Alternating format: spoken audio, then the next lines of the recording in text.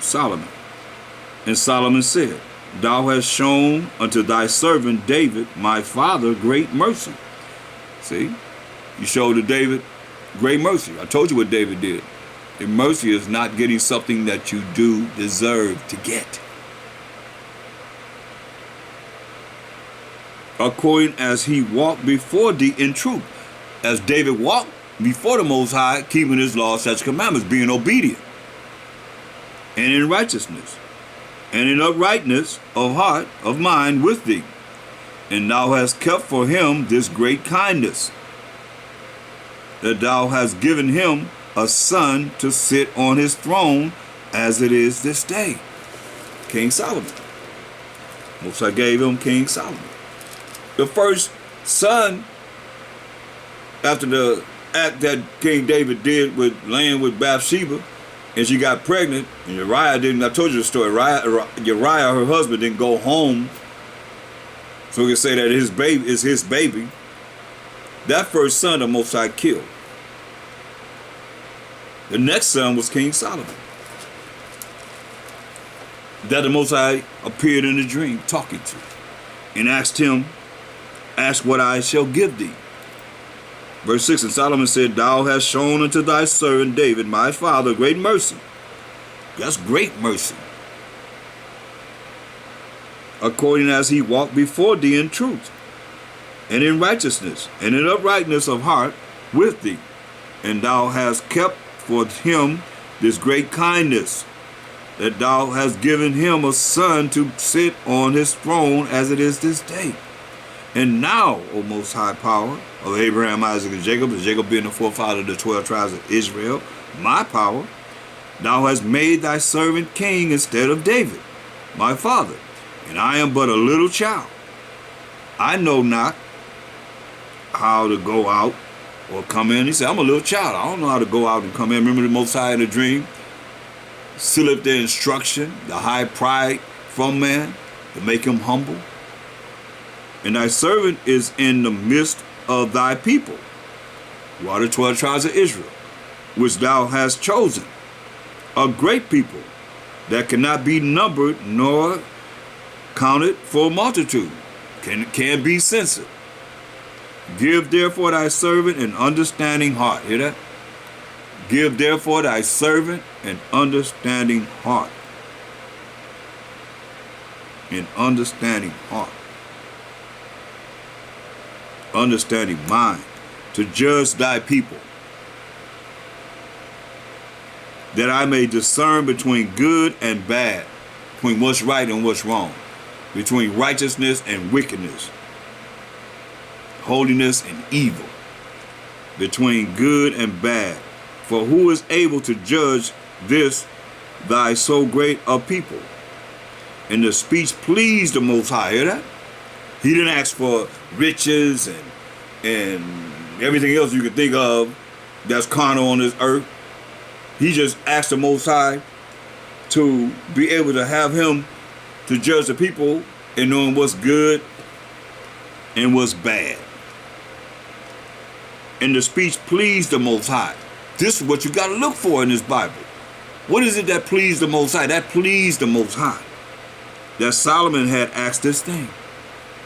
And the Most High said unto him, because thou hast asked this thing, and has not asked for thyself long life. He ain't even asked that the Most High would allow him to live a long time. You ain't asked not for thyself long life, neither hast asked riches for thyself, nor hast asked the life of thine enemies, but hast asked for thyself understanding to discern judgment for the people, to be able to judge the people, the children of Israel. Behold, I have done according to thy words. Lo, I have given thee a wise and an understanding heart, a wise and understanding mind, so that there was none like thee before thee, neither after thee shall any arise like unto thee.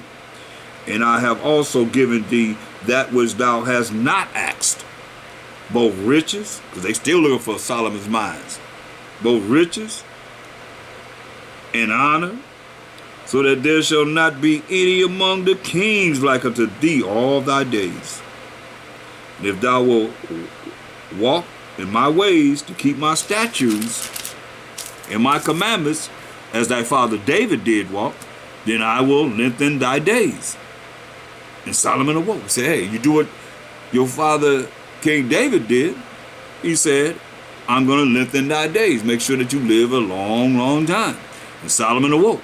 And behold, it was a dream. And he came to Jerusalem and stood before the ark of the covenant of the Most High, and offered up burnt offerings and offered peace offerings, and made a feast to all the servants. So we're looking at what's marvelous in the eyes of the Most High and being humble before him. Look at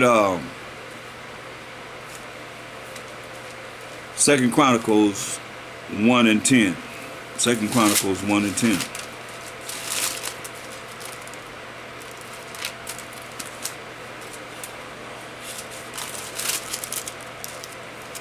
Give me now wisdom and knowledge, that I may go out and come in before this people. For who can judge this thy people that is so great?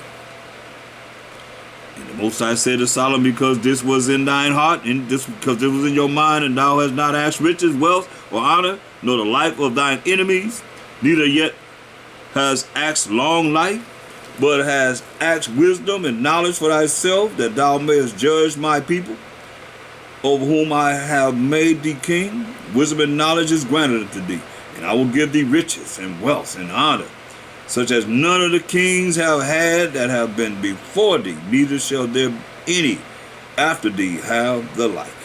Say, so tell us a little bit more within those passages. Let's look at 2 Chronicles 2 and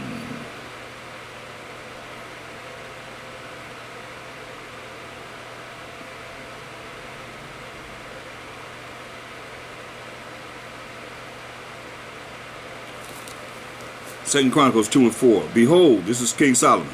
Behold, I build an house to the name of the Most High my power, to dedicate it to him, and to burn before him sweet incense, and for the continual showbread, and for the burnt offerings morning and evening, on the Sabbath, and on the new moons, and on the solemn feast of the Most High our power.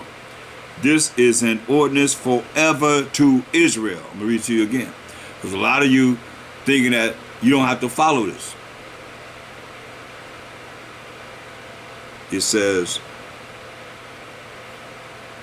he said you're going to offer a burnt offering morning and evening on the Sabbath. You got to honor the Sabbath. And on the new moons, that's the first day of our month, with the new moon. And on the solemn feast of the Most High our power. The solemn feast days, you can read them in Leviticus 23rd chapter of the Most High. This is an ordinance forever to Israel. Not to everyone, but to Israel, to the Israelites. This is an ordinance to Israel forever. And the house which I build is great. For great is our power above all gods, above all idols, because all the gods of the nations are idols. Listen to verse 6. But who is able to build him an house, seeing the heaven and heaven of heavens cannot contain him? You hear this? That's what I say, the earth is his footstool. So you put your heel on something and you look below your heel, that's the earth to the Most High. That's what he's saying. But who is able to build him an house? Who's able to build the Most High an house? Seeing the heaven and heaven of heavens cannot contain him. Who am I then, that I should build him an house, save only to burn sacrifice before him? Send me now therefore a man cunning to work in gold and in silver, and in brass and in iron, and in purple and crimson and blue, and that can skill to grave with the cunning men that are with me in Judah and in Jerusalem, whom David my father did provide. So he's looking at all the things that he's got to, get to build the house of the Most High. And it still was standing during the time that H.O.I walked the earth. His house, he built him a house, he built a house to the Most High. Look at St. John 10 and verse 23. Well, let's read verse 22 and 23. And it was at Jerusalem, the feast of the dedication. What they call the Feast of Weeks, Hanukkah, Feast of Dedication. Not Feast of Weeks, but the Feast of Lights, they call it. And Feast of Dedication, call it Hanukkah. And it was winter, let you know the time of year that it falls in. It was winter. And the H.O.I walked in the temple in Solomon's porch. See? H.O.I walked in the temple in Solomon's porch. Which just what we're reading about, he's getting ready to build. So, but you see how humble he is. He didn't ask for anything but how he could judge the people, children of Israel.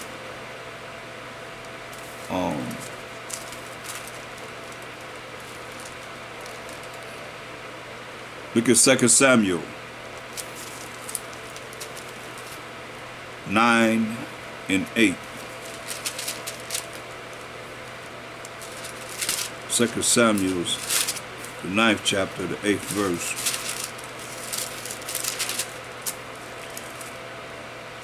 Let's read verse 7. And David said unto him, this is Mephibosheth, and David said unto him, fear not, for I will surely show thee kindness for Jonathan thy father's sake, and will restore thee all the land of Saul thy father, and thou shalt eat bread at my table continually. Blessed him. Listen, and he bowed himself and said, what is thy servant, that thou shouldst look upon such a dead dog as I am?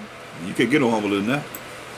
You say, what is thy servant, that thou should look upon a dead dog as I am?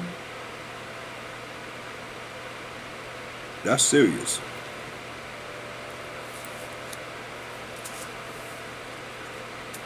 He called himself a dead dog.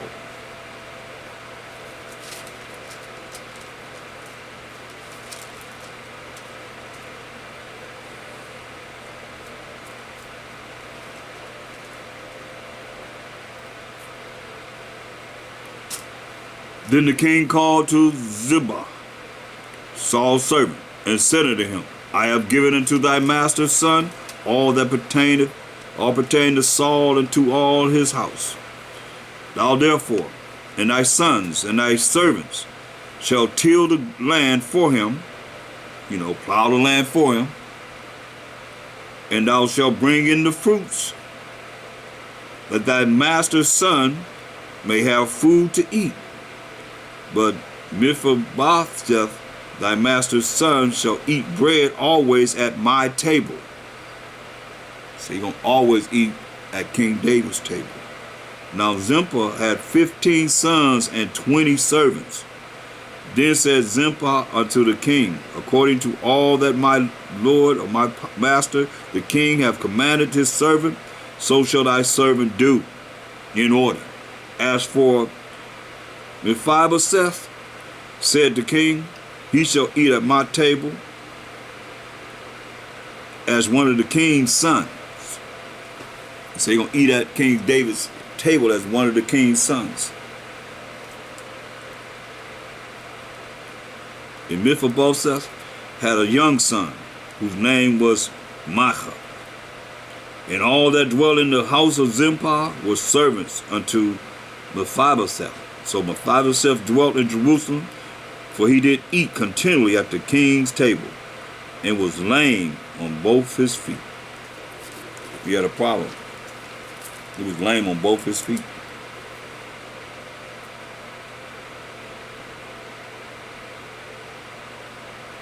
Look at what he did.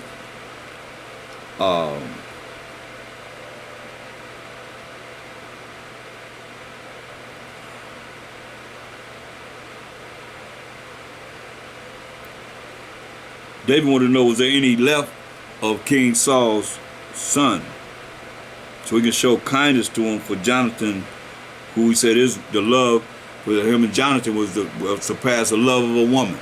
They were so tight, and he wasn't no homosexual either. He's a man of war. They just had a tight bond, friendship, true friendship.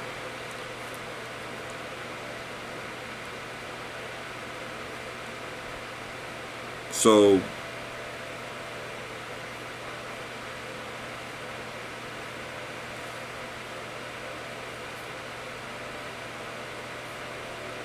look at verse 2 Samuel 9 and 6. It says, now when Mephibosheth, the son of Jonathan, the son of Saul, was come unto David, he fell on his face, humility, humbled himself, and did reverence. And David said, Mephibosheth. And he answered, behold thy servant. This Jonathan, the one that was real, a real friend to King David. And David was running from Saul. Jonathan was right there, Saul's son, helping him. And David said unto him, fear not, for I will surely show thee kindness for Jonathan, thy father's sake, and will restore thee all the land of Saul, thy father, and thou shalt eat bread at my table continually. And he bowed himself and said, what is thy servant that thou shouldst look upon such a dead dog as I am? See? That's humility. You could have thought he was all that. The Saul was his grandfather, the king, the first king. But no. He said, who am I? But like a dead dog. Go to 1 Kings 21. 1 Kings 21.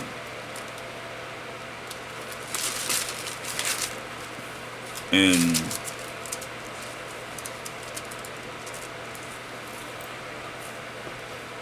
this is concerning Ahab. 1 Kings 21.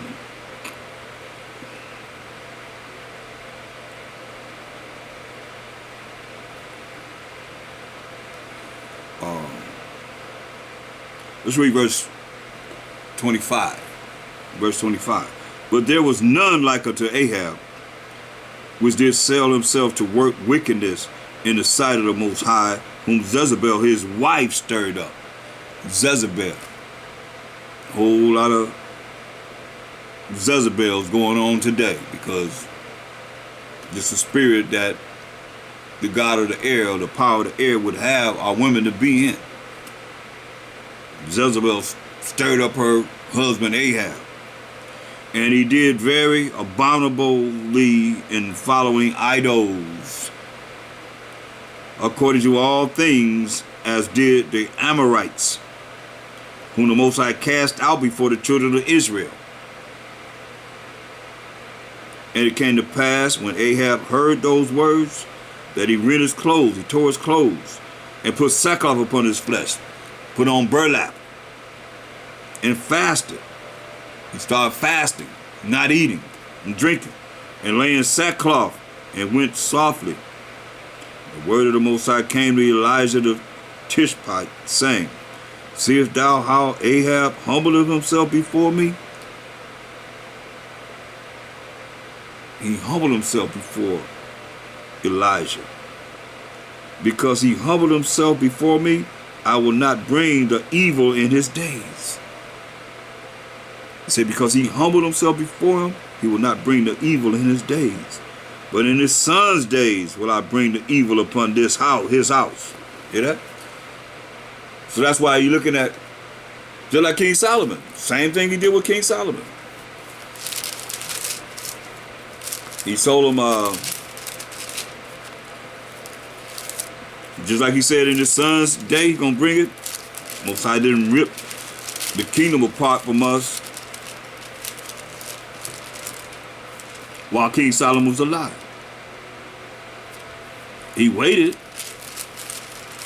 till King Solomon died. He divided the kingdom with his son, Rehoboam. Look at same thing. He said he's not going to do it to him, going to do it to his son.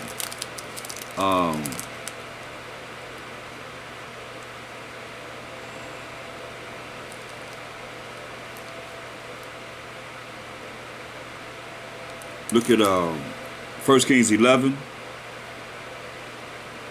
Because King Solomon, he made idol temples to these other nations' gods. Remember Psalm 96:5, for all the gods of the nations are idols.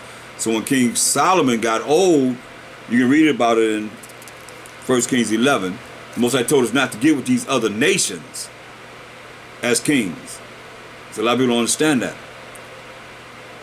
He said, don't get with these other nations. Make multiple wives of these other nations, because they'll turn you away from following him, which happened with King Solomon when he got old. And so,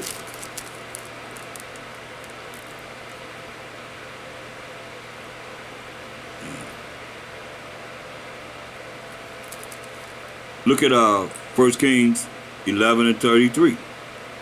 Because that they have forsaken me, and have worshipped Ashereth, the goddess of the Zidonians, Chemosh, the god of the Moabites, and Milcom, the god of the children of Ammon, and have not walked in my ways, to do that which is right in mine eyes, and to keep my statutes and my judgments, as did David his father. Howbeit I will not take the whole kingdom out of his hand, but I will make him prince all the days of his life for David my servant's sake. Just like what you're saying, Ahab humbled himself, so he allowed him, to maintain. He's going to bring that evil on his son. It says, whom I chose, because he kept my commandments and my statutes. Very important that we keep the Most High's law, statute, commandments, his rules and regulations, be obedient to him. But I will take the kingdom out of his son's hand. The same thing he told Ahab concerning him. But I will take the kingdom out of his son's hand, and will give it unto thee, even 10 tribes. He gave it unto Jeroboam.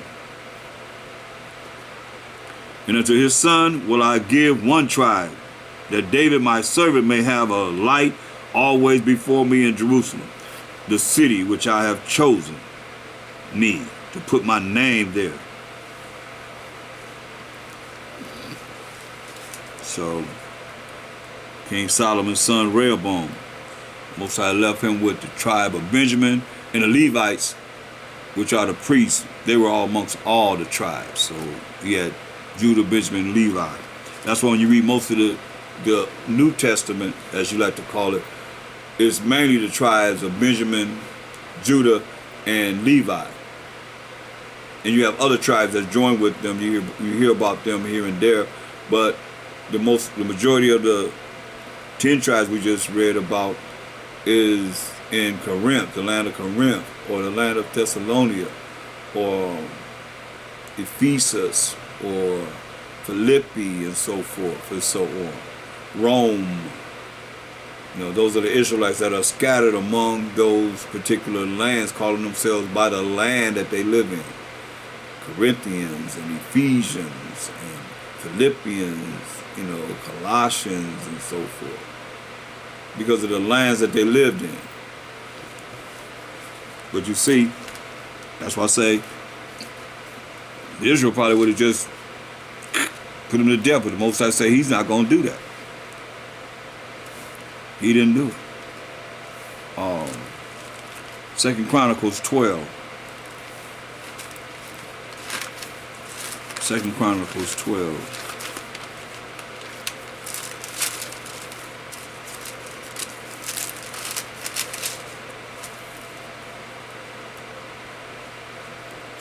and 6.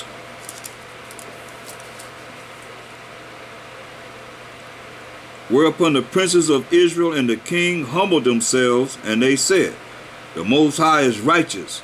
And when the Most High saw that they humbled themselves, the word of the Most High came to Shemaiah, saying, they have humbled themselves.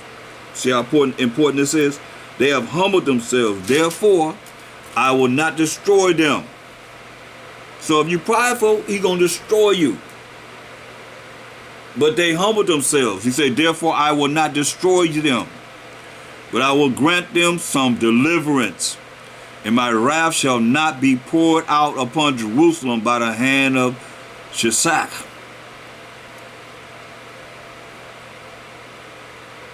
Nevertheless, they shall be his servants.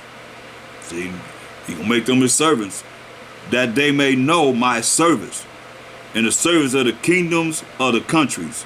So Shishak, king of Egypt, came up against Jerusalem and took away the treasures of the house of the Most High, all the riches, and the treasures of the king's house. He took it all the riches.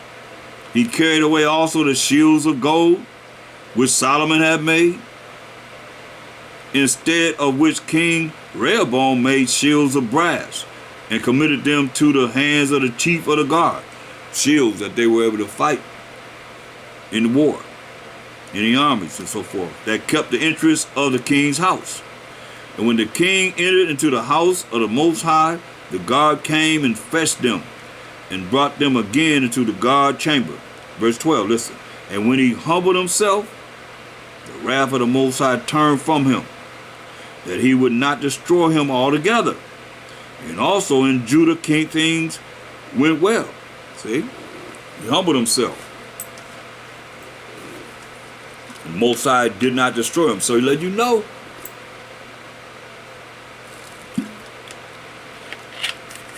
As we're looking at this lesson on humility, you be humble, the Most High won't destroy you.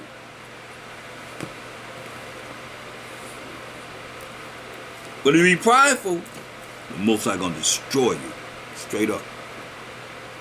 I must keep bringing the same scenarios because our people don't understand it. You're in a world of pride. You hear people say, you stepped on my pride. You know, I'm this, I'm that. You ain't nothing as you ought to be before the Most High. None of us. We ain't nothing as we ought to be before the Most High. That's why we have examples here to go by to say, whoa, I got to change. I got to look at myself and know that I'm not all that I think I am before the Most High. Look at 2 Kings, the 22nd chapter.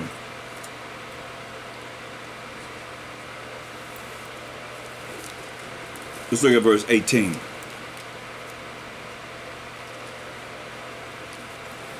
But to the king of Judah, which sent you to inquire of the Most High, thus shall you say to him, thus say the Most High power of Israel, not of any other nation, but the power of Israel, as touching the words which thou hast heard. Because thine heart or your mind was tender, you had a loving heart, loving mind, and thou hast humbled thyself before the Most High, when thou heardest what I spake against this place, and against the inhabitants thereof, against the people that live in this place, that they should become a desolation and a curse, I'm going to destroy them and curse them, and has rent thy clothes, you tore his clothes, and wept before me, cried before the Most High. In humility,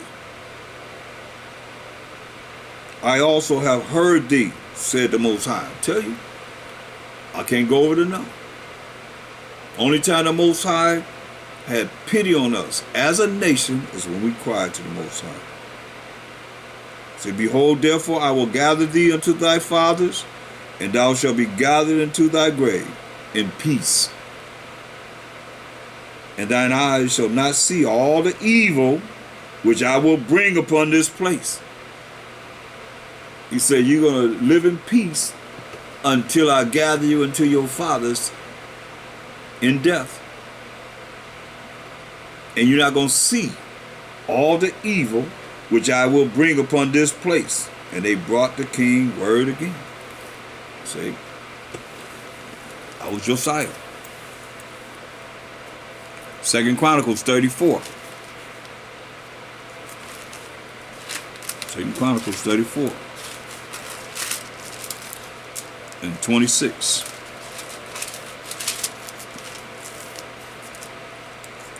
And as for the king of Judah, who sent you to inquire of the Most High, so shall you say unto him, thus say the Most High power of Israel concerning the words which thou hast heard. Because your mind was tender, and thou didst humble thyself before the Most High, when thou heardest his words against this place, knowing that the Most High is going to destroy it, and against the inhabitants thereof, and the people, and humblest thyself before me, and didst rend thy clothes and weep before me, I have even heard thee also, said the Most High. Behold, I will gather thee to thy fathers, and thou shalt be gathered to thy grave in peace. Neither shall thine eyes see all the evil that I will bring upon this place, and upon the inhabitants of the same. So they brought the king word again, saying King Josiah.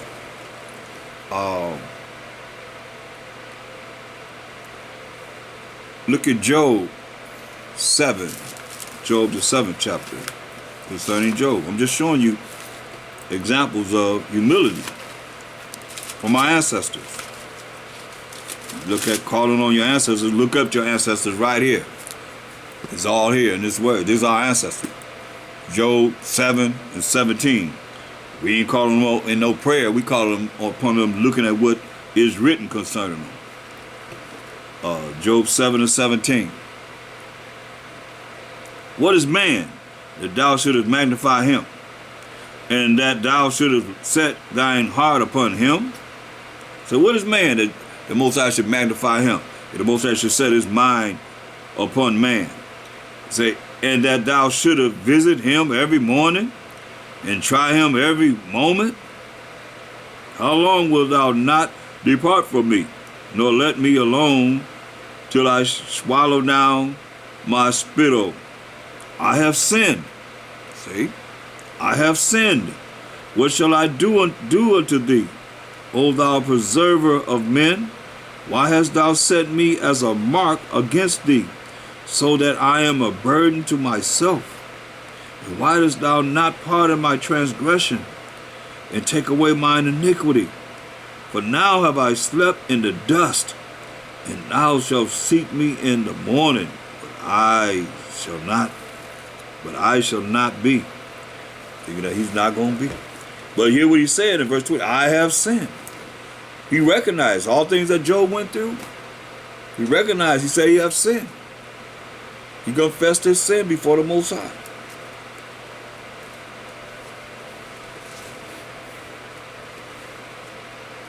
But he didn't curse him to his face as Satan told him he would. Job 9 and 14.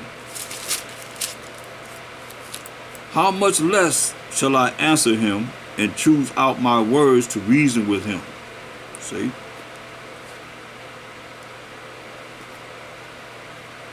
How much less shall I answer him and choose out my words to reason with him? I mean, it's like you have a certain mindset with your pride, and you're going to reason with the Most High the way you think. So you better humble yourself. We in the last days, y'all. The devil know we got a short time coming down with much wrath. And if you're not operating in the right spirit, then you're going to draw the devil to you. Straight up. That's why it's important to see what the word is saying and follow suit with what works.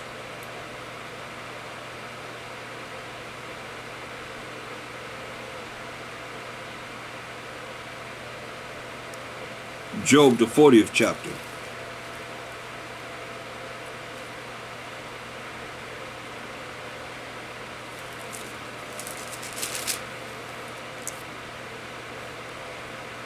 Job 40 and 12. Look on every one that is proud. Job 40, chapter, the 12th verse. Look on every one that is proud. That's opposite of being humble. and bring him low. Hear what he said? Look on everyone that is proud and bring him low, and tread down the wicked in their place. Hide them in the dust together and bind their faces in secret. Then will I also confess unto thee that thine own right hand can save thee. Hear that? We done read who's on the right hand of the Most High, who's coming to judge and make war, from Revelation 19:11. See, then will I also confess unto thee that thine own right hand can save thee.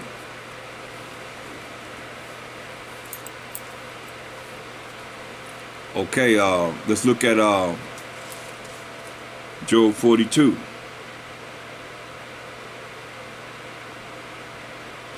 Verse Job 42:1. Then Job answered the Most High and said, I know that thou canst do everything, and that no thought can be withholden from thee. Hear that? No thought can be withholden from the Most High. He could do everything, and no thought is withholden from him. Who is he that hideth counsel without knowledge? Therefore have I uttered that I understand not. I have uttered that I understand not. Remember, David said, I am foolish, I am ignorant, I am like a beast. Here it is again. It's ignorant. Therefore have I uttered that I understand not things too wonderful for me, which I knew not. What it says, here I beseech thee, and I will speak. I will demand or ask of thee, and declare thou unto me. Say, I have heard of thee by the hearing of the ear, but now mine eye seeth thee. Now I see what's happening. Wherefore I abhor myself, I hate myself, and I repent in dust and ashes. So wherefore I hate myself, I see what time it is, and I hate myself, and I repent. I ask for forgiveness, sincerely, Most High. Job said, in dust and ashes. That's humility. That's showing humility. Let's get some women. Get powerful women. They show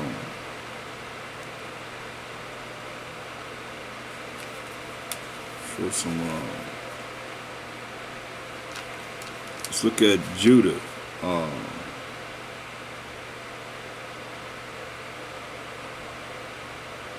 In the Apocrypha, go to the book of Judith in the Apocrypha.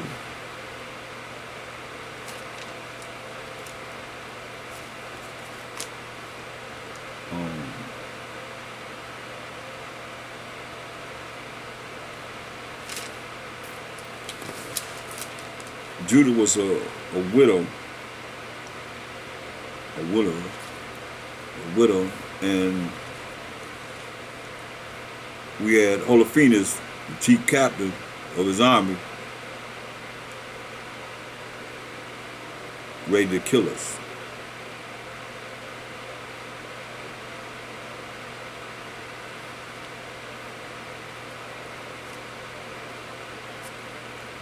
With the king.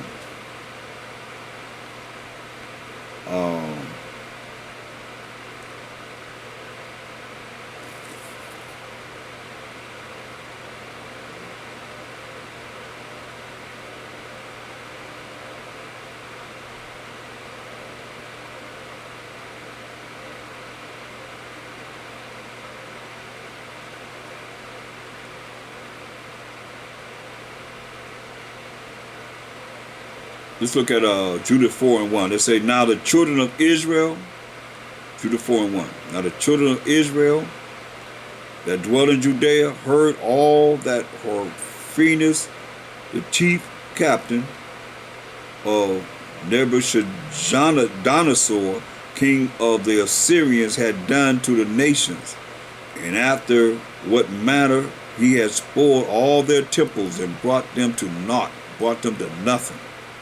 Took them all down. Therefore they were exceedingly afraid of him, and were troubled for Jerusalem. and for the temple of the Most High their power. For they were newly returned from the captivity, and all the people of Judea were lately gathered together, and the vessels and the altar and the house were sanctified after the profanation. Getting our temple back. Being defiled from the profanation, the wicked acts that was happening against us by the other nations.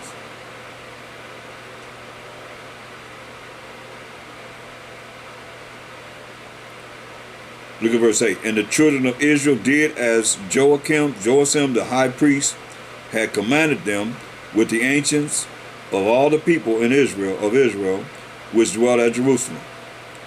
Listen to what they did.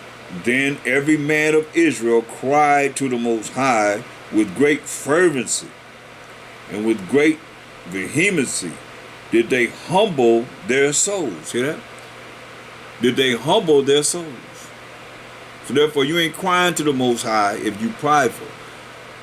You can think any way you want to. But all you leaders that's prideful, you ain't teaching the people to cry to the Most High. Why we ain't getting up out of here? And they got the wailing women. How the women cry. A group of women that should be wailing to the Most High to get us out of here.